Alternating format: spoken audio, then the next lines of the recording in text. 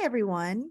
Thank you for coming. We're going over Anna May Wong, Performing the Modern by Shirley Lim, chapter 3 to 4.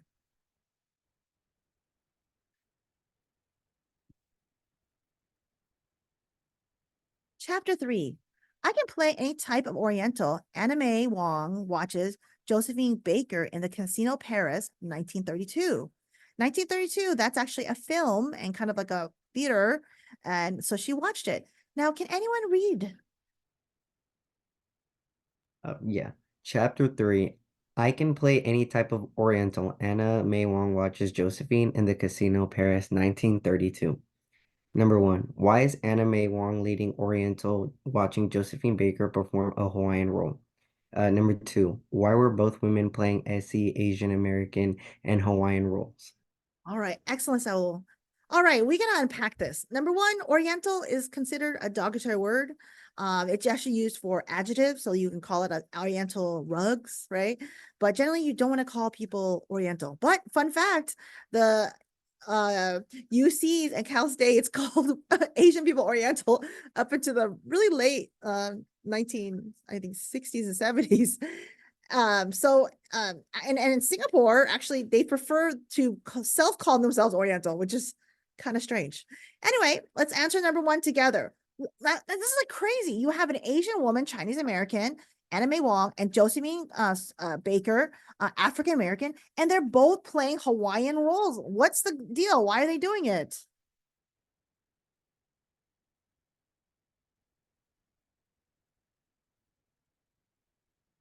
Is it because of the skin complexion? Yeah, Sujay, exactly. So it's kind of like this weird thing of skin complexion, racism, and also modernity. So Sujay, you are correct. So number one, now if I can ask you, Sujay, they're playing these like quote Orientalized roles of Hawaiian, but it was not in the United States. What country was it in, everyone? Europe. It was in Europe, specifically Paris. So Paris, it's kind of an unusual thing. So they're like the kind of the originator of Orientalism. They think like Asians other, but also exotic, erotic, but also they want to conquer it and take it over, right? And so, it's kind of weird. They're like very fascinated with Asia, right? Like, and of course they did colonize like Cambodia and Laos and Vietnam and kill a lot of people. So it's like a weird love hate, but kind of like consumption issue, right? That's like kind of a cultural state thing. Now, let's unpack this now. They're both playing quote Oriental roles and they're performing Hawaiian roles, but they're also performing Southeast Asian roles. Number one, Josephine Baker, is she Southeast Asian? No. No. She's African American. Is Anna May Wong, is she Southeast Asian? No. No.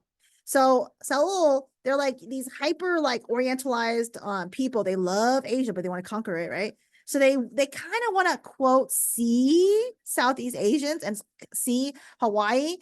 Miss Jessica, what did we do to Hawaii? Colonized it. We did colonize it. We actually murdered Which their time? queen. Oh, Yes, multiple times, and we murdered the queen, right?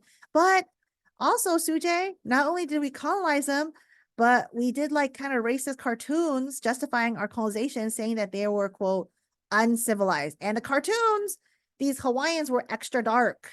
So it enabled Josephine Baker to play these roles of Hawaiian, right?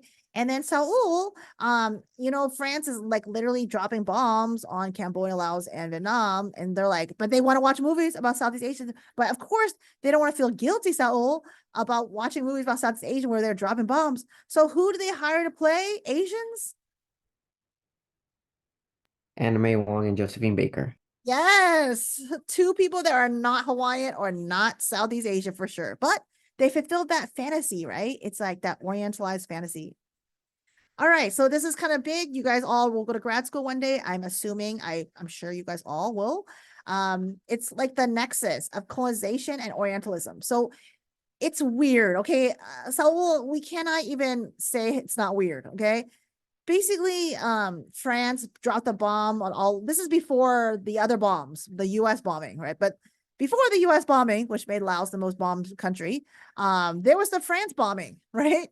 And so they kind of said all of France, all of Southeast Asia is French.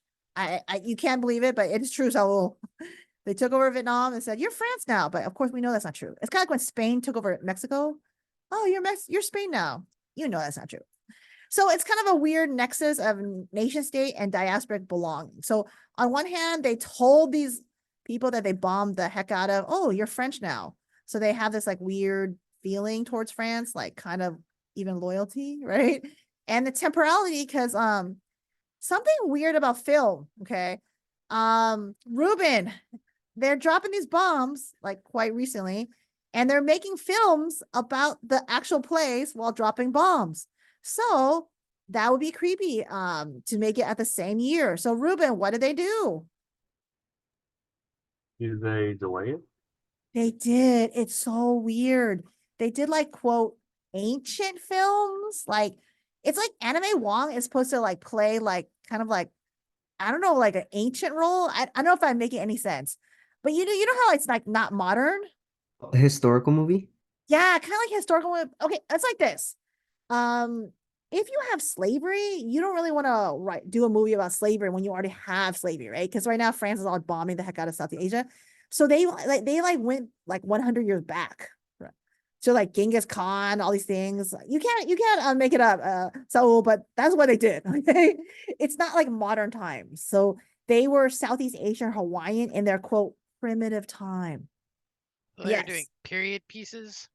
Well, it wasn't modern because I think about it. The French were bombing them. So if you're thinking, and then the Americans were also taking over Hawaii. So don't you think as viewers we feel guilty looking at some present day Hawaiians getting murdered, even though played by others? So it was always like out of time, like out of time. All right. So also gender and sexuality. Now this is a big one. What did they genderize Asia? Yes. What gender?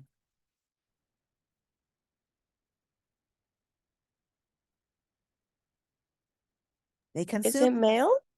Well, Karina, they consumed them. They took over their land. They Feminized. feminized. Yes, they feminized them. So the entire country was feminized. Yeah, and you can even see it now today how Asian men are always like asexual in films and like completely effeminized, right? So, remember the slanted screen, right? So unfortunately this happened.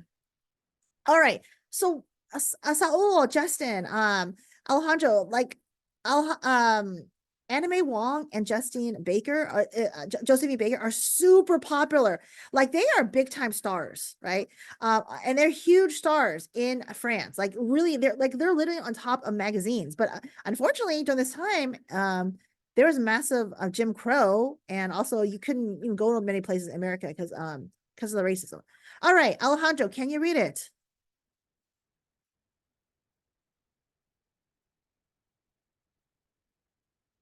Or anyone? Wong popular in France. She gave interviews, cover of French magazine. Academic literature states that Baker and Wong were both creators of their image, but also created by white audience. Wonderful, Mr. Sujay. We have to unpack this, okay? And I see a lot of this overlapping with Indians because actually they, this is kind of like colonization. France did some things all over Asia. So number one, they gave interviews. Look how popular they're covers of magazine. Now, I have to say, guys, if you can tell me, do you think that these are positive covers of them? It's No, the yellow face and black face. correct, Saul, but so let's unpack that. Saul's saying it's a negative image, but Saul, there's Jim Crow all over America. African Americans, Asians couldn't even go to certain places. And unfun fact, Fresno was super racist, or some say still now. But anyway, Clovis was a sundown town. So if you were African American and Clovis during this time, you would get in big trouble if the sun goes down. So, Saul, can we unpack this further?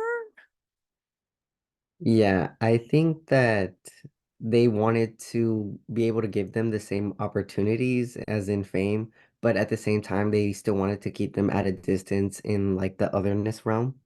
I believe you are correct. I think that's a really good read. Can anyone piggyback on what he said?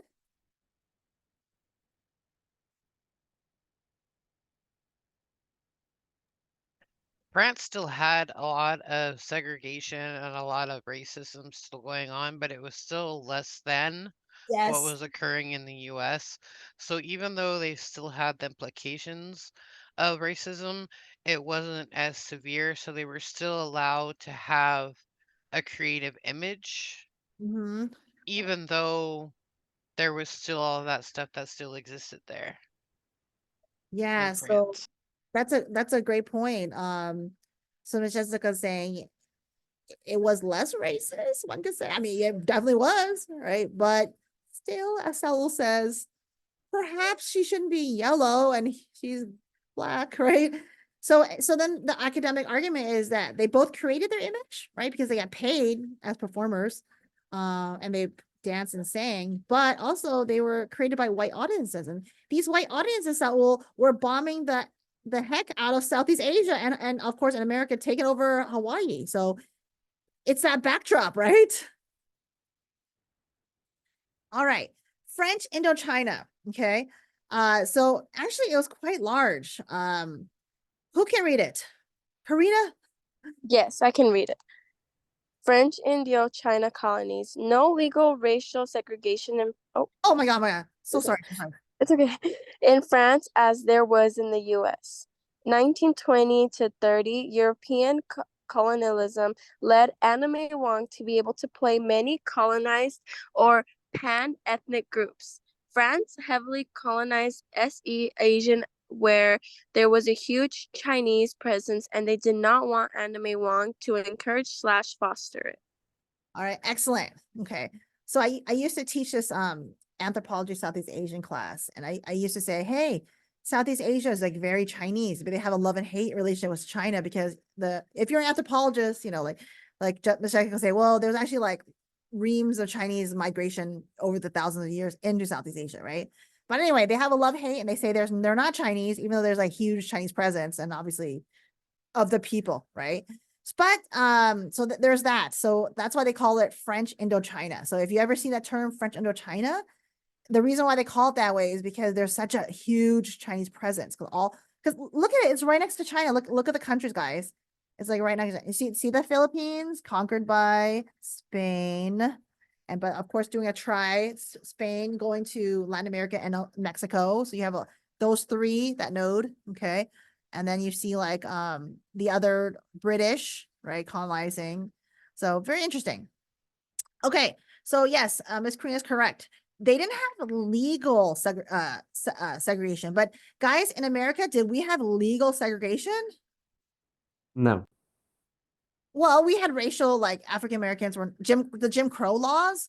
African Americans like could not eat at the same restaurant, and they couldn't eat at restaurants. So we did have Jim Crow laws.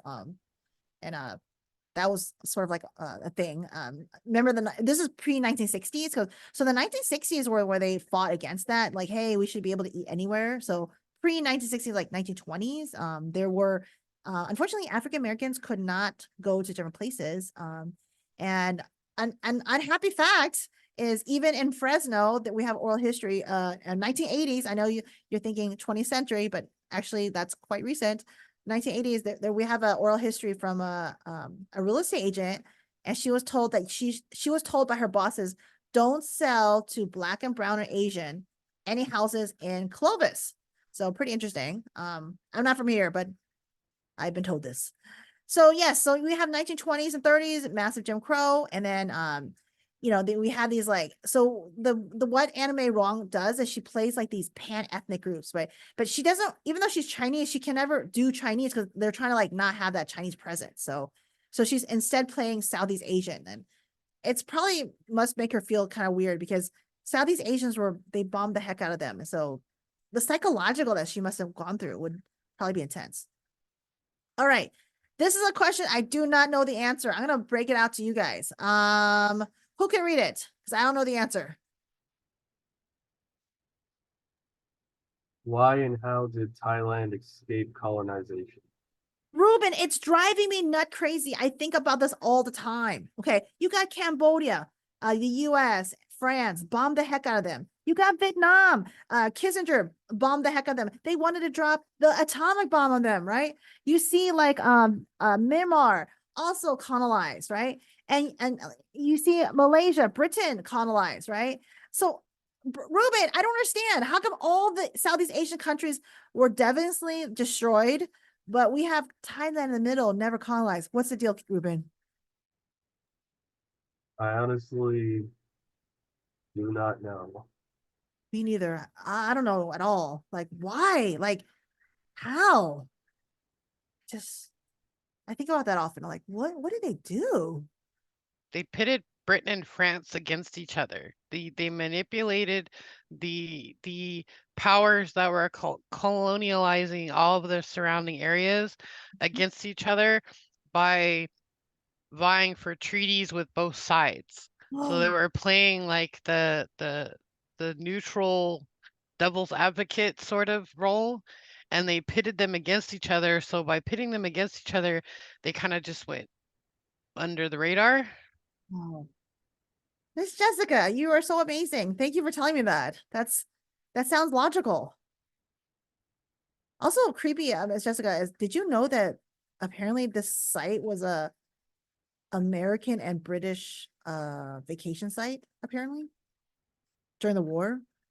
So like during all these dropping the bombs all over here, they would vacation and stay in Thailand. Someone should write a book on that. But thank you, Miss Jessica. Your expertise is so needed. Wow. So it's interesting. I'm very fascinated by that. All right. Thank you for sharing that. That's now I know the burning question. Okay, key to Baker and Wong's European success. Who can read it? And I think this is the last slide. I'll read it. Key to Baker and Wong European success, American modernity. American modernity, racial modernity in which she could bring rich African American performing traditions and gave her intermediary status that made her able to perform the exotic without being the actual colonialized. That's from Lim 2022, page 91. Wong was also American image made her a safe other and was not an immediate colonial subject of France or French. Thank you, Miss Jessica. This is so fascinating that the reason why they became, quote, so famous is they're modern, but also racial other, but not the ones so that they're bombing. So like at least they don't, I guess the French don't feel guilty that they're, literally bombing the heck out of Southeast Asia. But okay, we'll just say that Anna May Wong and Josephine Baker are Southeast Asian.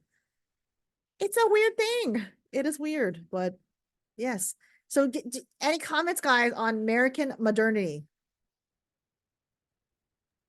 I think one of the things that should be pointed out is like even though they were considered quote unquote other, because they were so famous and because everybody saw their faces in all of these films, that like they were saying it's a safe other. So they're still other, but they're not threatening. Yes, good point. So they kind of had that benefiting them in a way. That's a great point. So Miss Jessica says they're a safe other. Now, Miss Jessica, Anna May Wong, all these films, she always dies, right? She's always like stabbed to death. Yeah, that kind of helped benefit in a way too, sadly. So kind of appeasing the audience in a way. She dies every time. Like she dies 5,000 times. There's no movie she doesn't die. So yeah, that's like kind of creepy, but is it soothing, Miss Jessica, that your exotic other always commits suicide or gets murdered?